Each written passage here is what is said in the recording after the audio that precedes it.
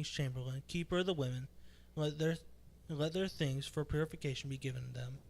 And let the maidens which pleaseth the king be queen instead of Vashti. And the thing pleased the king, and he did so. Now in Shushan the palace there was a certain Jew, whose name was Mordecai, the son of Jair, the son of Shimei, the son of Kish, a Benjamite, who had been carried away from Jerusalem with the captivity which had been carried away with Jehoiakim king of Judah, whom Nebuchadnezzar the king of Babylon had carried away. And he sought up Hadassah, that is Esther, his uncle's daughter, for she had neither father nor mother, and the maid was fair and beautiful, whom Mordecai, when her father and mother were dead, took for him his own daughter. So it came to pass, when the king's commandment and decree was heard, and when many maidens were gathered together unto Shushan the palace, to the custody of Haggai, that Esther was brought also to the king's house, to the custody of Haggai, keeper of the women. And the maiden pleased him that she attained kindness of him, and he speedily gave her the things for the purification, which such things would belong to her, instead of maidens which were her meet to be given her, out of the king's house that preferred her and her maidens unto the best place of the house of the women. Esther had not shown her people nor her kindred, for Mordecai had charged her that she should not show it. And Mordecai walked every day before the court of the women's house to know how Esther did and what should become of her. Now when every maiden's turn was come to go unto the king Ahasuerus, after that she had been 12 months according to the manner of women, for so was that the days of her purification accomplished, to wit, 6 months with oil and myrrh, and 6 months with sweet odor, and with other things for purifying of women. Then thus things came every maiden unto the king, whatsoever he desired was given to her to go without of the house of the women unto the king's house. The evening she went, and on the morrow she returned to the second house of women, to the custody of Shashgaz, the king's chamberlain, which kept the concubines. She came in unto the king no more, except the king delighted in her, and as she were called by name. Now when the turn of Esther, the daughter of Ahaziah, the uncle of Mordecai, who had taken her from his own daughter, was come to go in unto the king, she required nothing but what Haggai the king's chamberlain, the keeper of the women, appointed. And Esther attained favor in the sight of all them that looked upon her. So Esther was taken unto the king Ahasuerus into the house royal in the 10th month, which is the month Tebeth, the 7th year of his reign. And the king loved Esther above all women, and she obtained grace and favor in his sight, more than all the virgins, so that he set the royal crown upon her head and made her queen instead of Vashti. Brother Allen, would you open us in prayer today?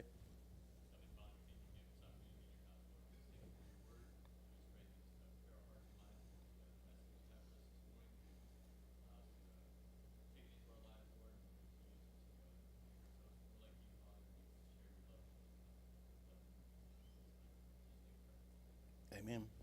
You know, when you attend a play, just so we are here, could be where plays may happen, but you may notice several aspects of the performance. Of course, you're going to see the actors.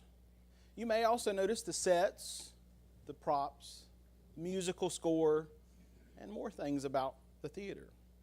But one thing that one person you typically don't see is one of the most important people in the production, the director. Though seldom, if ever, seen, the director is the person who makes all of this happen. The book of Esther contains a drama with complex characters and tragic conflict, an intense climax, and a satisfying conclusion. It's the story of a young orphan girl who suddenly ascends to become the queen of the most powerful empire at the time in the world. It's an amazing drama with an amazing script. But the greatest facet of this drama is the director, God Himself. From Esther, we learn that ordinary days can become extraordinary. As you go through your normal daily routines, God knows where you are, and He can move you. He can change you. He can use you in ways that you don't understand. God did this with Esther as He directed her steps. We also can learn from this drama that burdens can become blessings. The twists and turns of life can be used of God for His good and His wise purposes. Even our greatest hurts can be used for God's glory. A quote from F.B. Meyer, "Fit yourself for God's service, be faithful. He will presently appoint thee in some unlikely quarter, in a shepherd's hut or in an artisan's cottage. God has prepared an appointed instrument and and a pointed instrument. And yet the shaft is hidden in his quiver, in the shadow of his hand.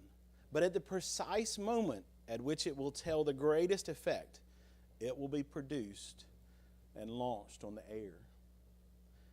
If we're God's servant this morning, we're in his quiver. Our arrow's always got to be at the ready. But it's ready when it's be put in the bow and put to its use. God's never surprised about anything that happens in our lives. We certainly are. And by the laughs, I see y'all are as well. What may be a surprise to Esther in the plan of God, God was totally directing her life the whole time, even when she couldn't see what he was doing.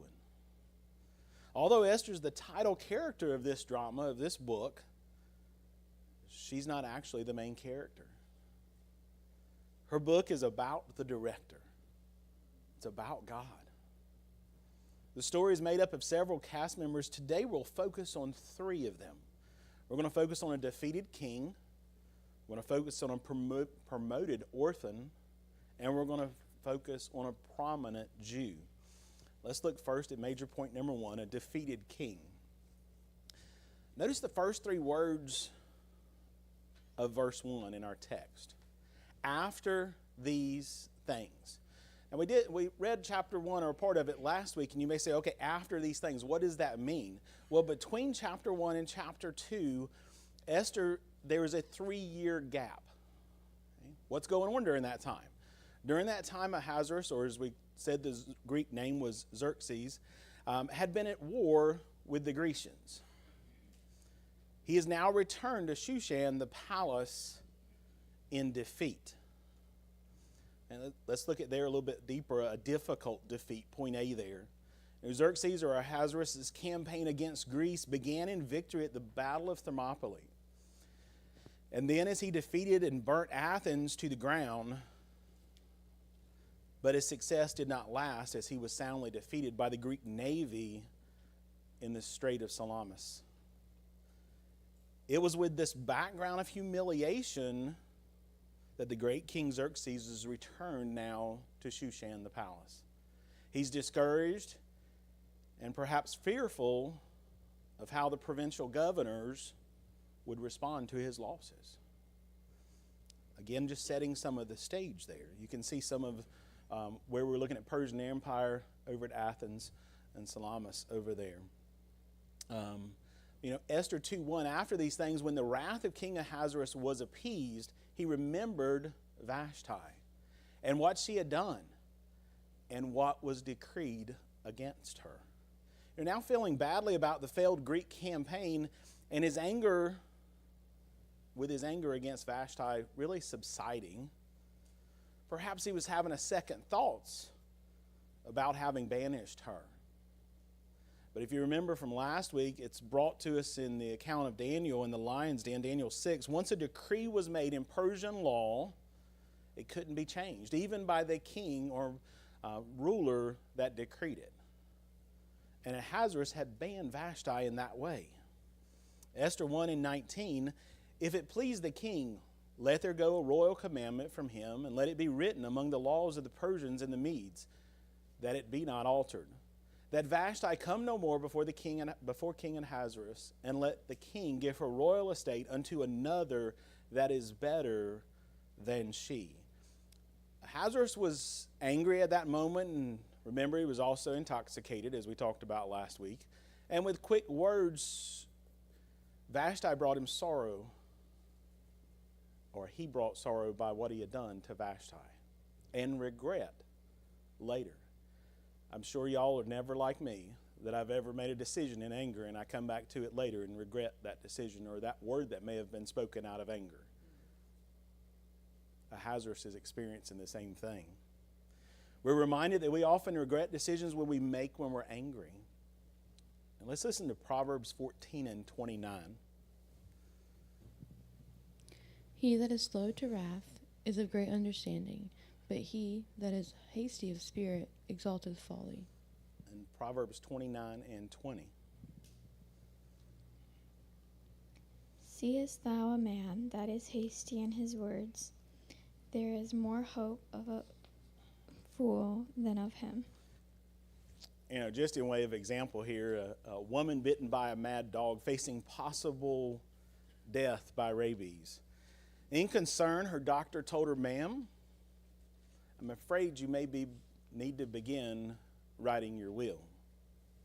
The doctor watched the woman who wrote and wrote and wrote and wrote some more, till finally the doctor remarked, "That's a very long will you're making."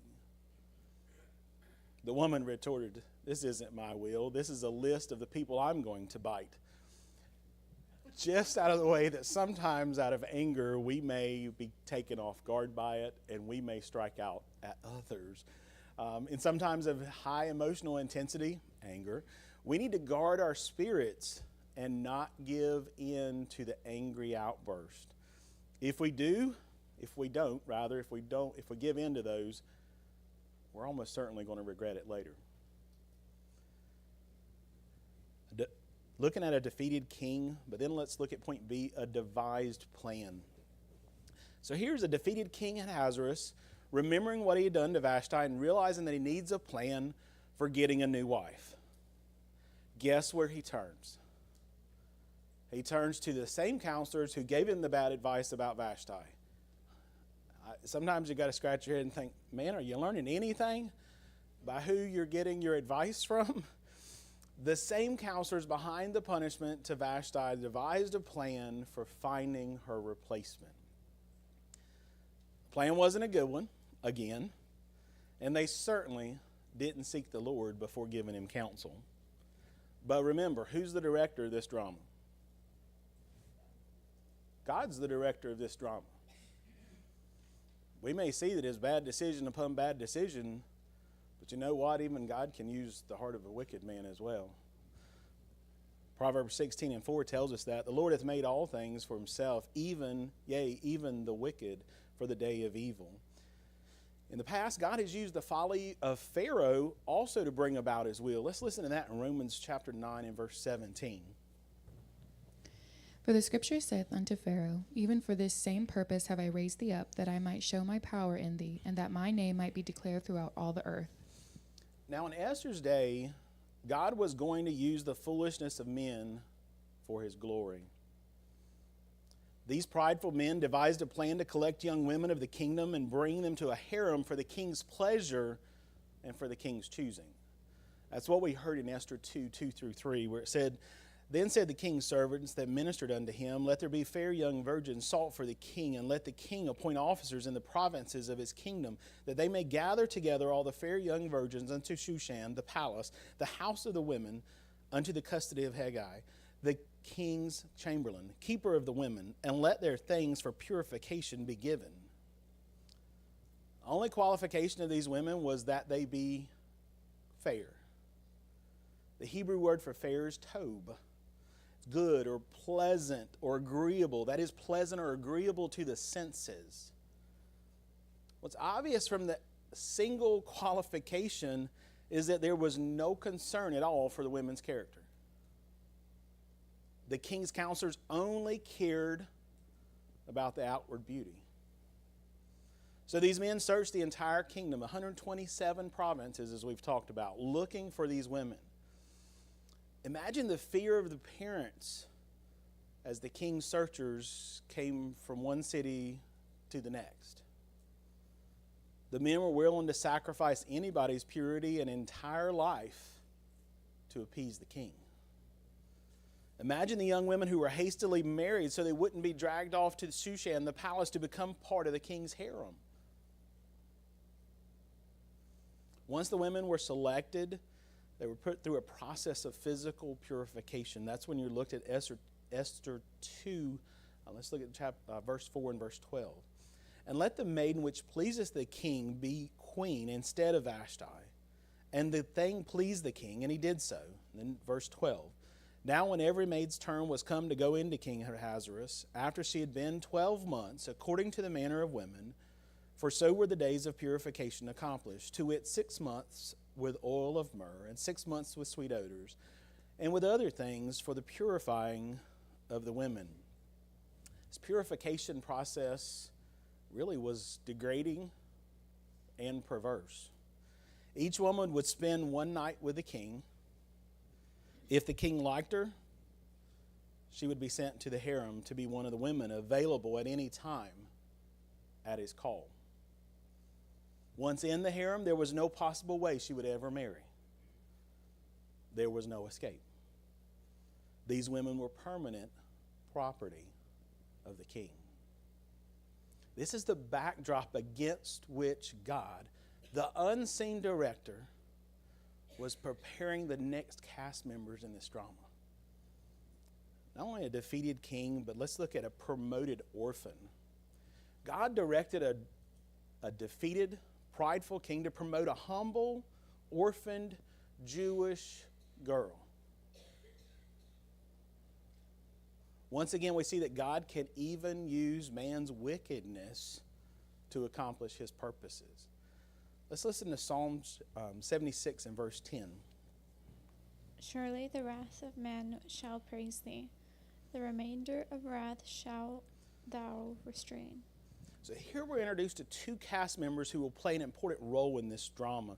First of all, point A here, Mordecai in the palace. Mordecai had been carried from Jerusalem and brought into captivity many years earlier. That we saw in Esther 2, 5 through 6. Now in Shushan the palace, there was a certain Jew whose name was Mordecai, the son of Jair, the son of Shimei, and the son of Kish, a Benjamite, who had been carried away from Jerusalem with the captivity which had been carried away with Jeconiah the king in Judah, whom Nebuchadnezzar, the king of Babylon, had carried away. Mordecai was acquainted with hardship. He understood what it meant to be a foreigner and to be a captive. He must have been about 70 years old at this time. He is introduced in Esther as a certain Jew, quote unquote. This title could mean that those around him considered his heritage a distinctive feature. But Mordecai was a descendant of King Saul's line in the tribe of Benjamin. Put a marker there because that's going to become important later in the aspect of this story. Mordecai was a descendant of King Saul in the line in the tribe of Benjamin. In addition to Mordecai's heritage, he held an actual position of leadership as he, quote, sat in the king's gate, end quote. That's Esther 2, 19 and 21. Second character in this drama unfolding there, point B, Esther in the family. Mordecai had adopted and raised a young cousin after her parents died. The cousin's name? Esther. Esther 2 and 7, and he brought up Hadash, that is Esther, his uncle's daughter, for she had neither father nor mother, and the maid was fair and beautiful, whom Mordecai, when her father and mother were dead, took for his own daughter. When Esther was an orphan, Mordecai lovingly took her in as his own. It's a beautiful picture here of what Christ did for you and for me. When we were orphaned here upon this earth, God took us in if we'll only accept Him. He's given us a gift to be part of the family. Let's listen to Romans 8, verses 15 through 16.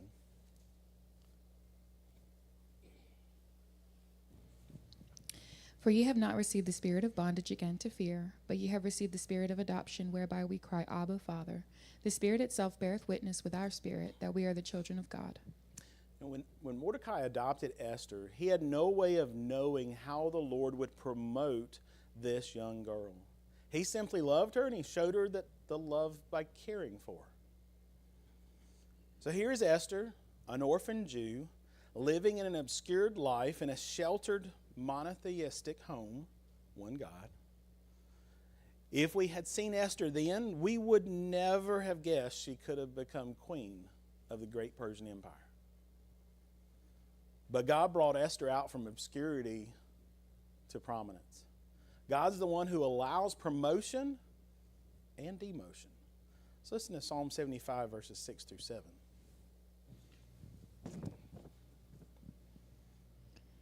For promotion cometh neither from the east, nor from the west, nor from the south, but God is the judge.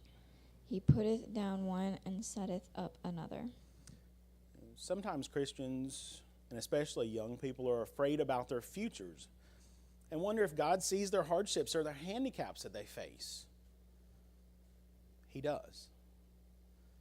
And God's people are not excluded from high places because of obscurity or because of hardships. God's able to lead us to the exact position of service and opportunity He's planned for us. God used Esther's background from her parents' deaths to Mordecai's care to bringing her to the place of significance she would have never have dreamed possible. Not only was Esther in the family, but let's look at point C. Esther brought to the palace. As the king's messengers brought this beautiful young woman they had gathered for the king's harem, Esther was among them. Esther 2 and 8. So it came to pass when the king's commandment and his decree was heard, and when many maidens were gathered together unto Shushan the palace, the custody of Hegai, that Esther was brought also unto the king's house, the custody of Hegai, keeper of the women. The historian Josephus tells us that there were 400 women brought to the palace. The word brought in Esther 2:8 is another reminder that Esther didn't choose this. Esther was forcibly compelled and placed in the custody of Hegai, most likely against her will. This would not have been either Esther nor Mordecai's plan.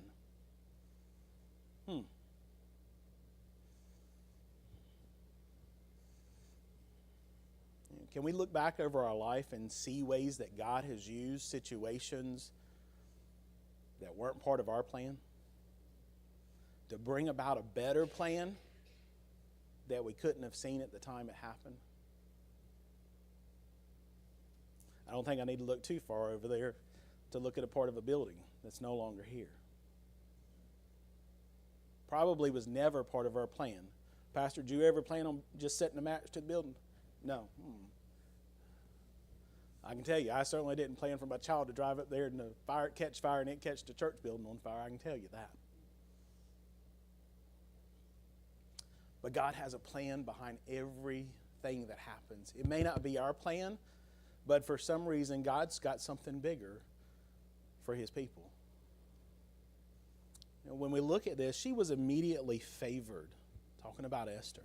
In God's sovereignty, Esther was instantly shown favor by Hegai, the keeper of the women. Esther 2:9 says, and the maiden pleased him, and she obtained kindness of him. And he speedily gave her things for purification, which such things as belonged to her, and 7 maidens, which were meet to given her out of the king's house. And he preferred her and her maids unto the best place of the house of women. It's God who favors us and gives us favor with others. You may remember that early in the Babylonian captivity, God had brought Daniel in a place of favor as well. Let's listen to Daniel 1:9. Now God had brought Daniel into favor and tender love with the prince of the eunuchs. God in His sovereignty can cause people you've never known to show favor to you. Esther exhibited a grace-filled charm and elegance that God used to soften Hegai's heart toward her. She was immediately favored, but also point 2 there, subpoint 2, she did not reveal her ancestry. Before Esther was taken into the palace, Mordecai warned her not to reveal that she was a Jew. Esther 2:10. Esther had not showed the people, nor her kindred, for Mordecai had charged her that she should not show it. Esther's Hebrew name was Hadashai, but throughout this story, we never hear that. She goes by her Persian name, Esther. It could have been that Mordecai gave her this name to help disguise her Jewish identity or history. Mordecai's warning to Esther seems to emphasize the reality of anti-Semitism in Persia at the time, even as it's present in many places in the world, even in the United States today. There's something about God having chosen the Jewish people as the group through which he would reveal himself, and ultimately through which he would come as the Savior of the world, that evokes hatred on the part towards the Jews and towards those that hate God. Readers of Esther today sometimes question the intensity of Mordecai's and Esther's faith because of Esther hiding her Jewish heritage. Some criticize that Esther for not revealing